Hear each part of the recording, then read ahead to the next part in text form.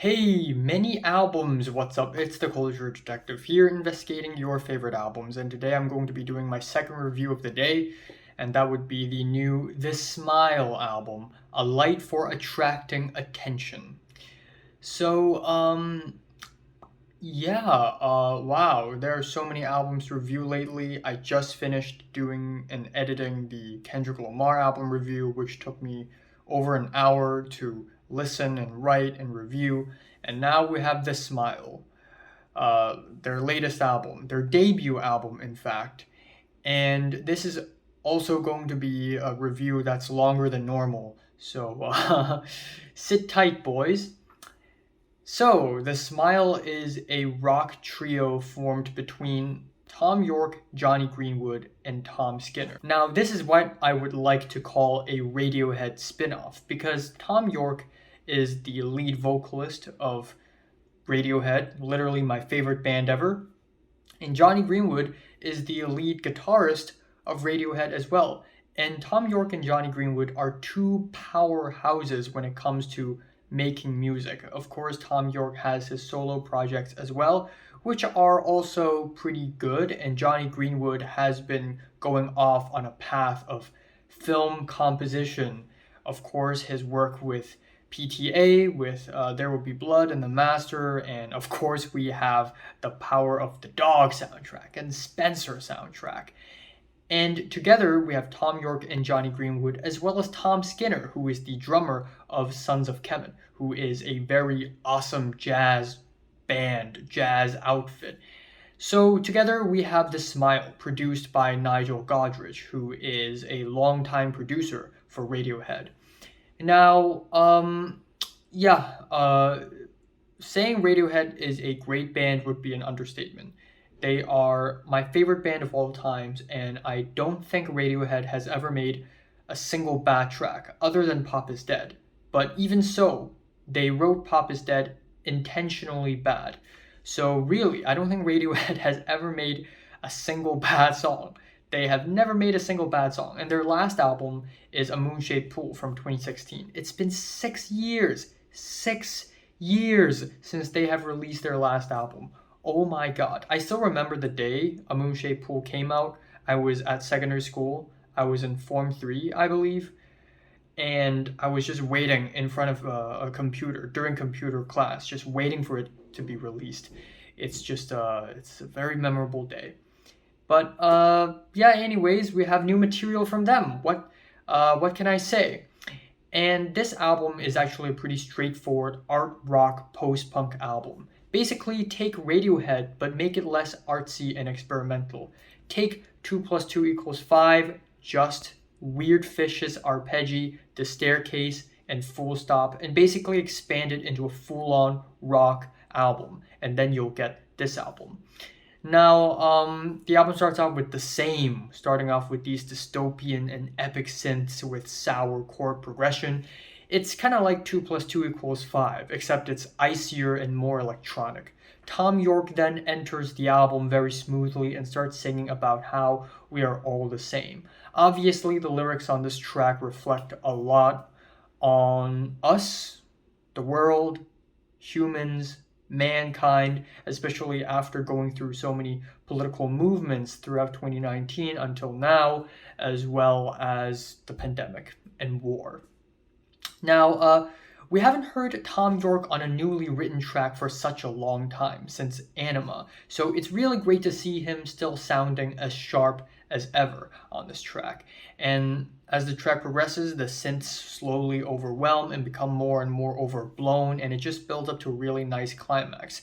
Into the second track, the opposite, which has these snappy drums, angular jagged guitars, slightly reverby vocals. The track slowly and gradually gets more and more noisy and dissonant and atmospheric, and we have lyrics basically pointing at the government, angry at the government, hail to the thief style.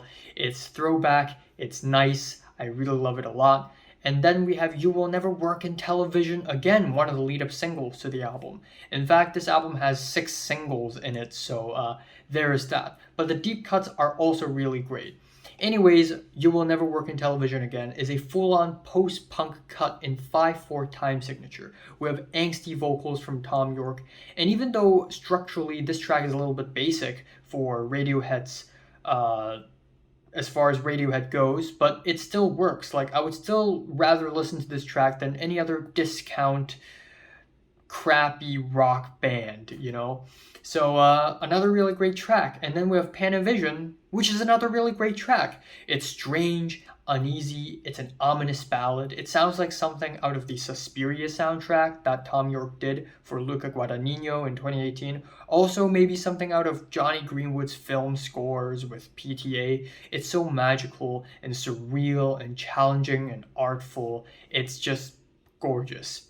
That is followed with The Smoke, another lead-up single to the album. It's a snappy little math rock song that is also simultaneously a protest song where the main character sings about burning himself alive, self-immolation as a form of protest.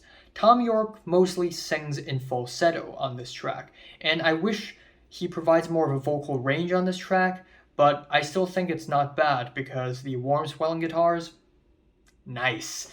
And overall, the track is kind of one note, so, you know, definitely not one of the better tracks on the album, but again, it's not bad. Speech Bubbles has these faint organs and naturalistic percussion, beautifully arranged, dense layers of strings and guitars. The strings are dramatic and the guitars are dejected, and together they just have such great chemistry. At this point in time, given that Tom York and Johnny Greenwood have worked together for like 3 decades now, their chemistry is just impeccable. They just make great music together. Together, they just put 2 and 2 together and turn it into great music, I guess.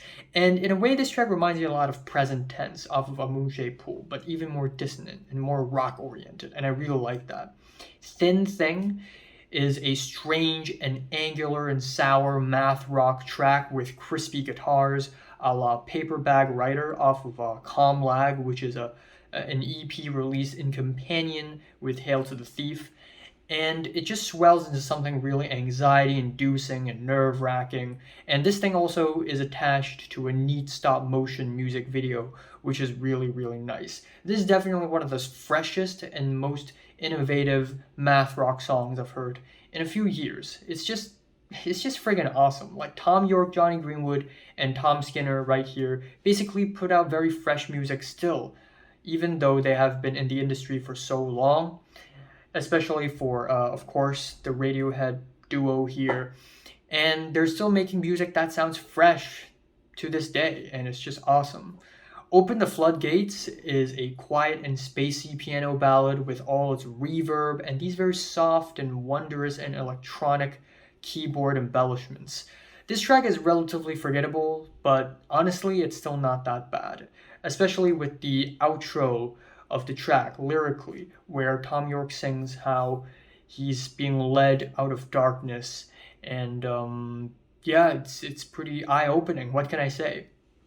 Next up, we have Free in the Knowledge, a gorgeous guitar ballad with sincere vocals, self-reflective lyrics about acceptance and change.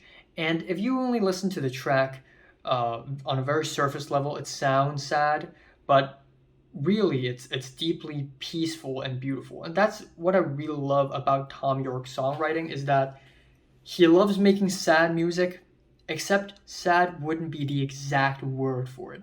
Because he makes sad music, but it's also simultaneously something else. Sometimes it's purely sad. Sometimes it's sad in a transcendent way. Sometimes it's sad in an angry way. Sometimes it's sad in a peaceful way. Sometimes it's sad in a gorgeous way. It's different every single time.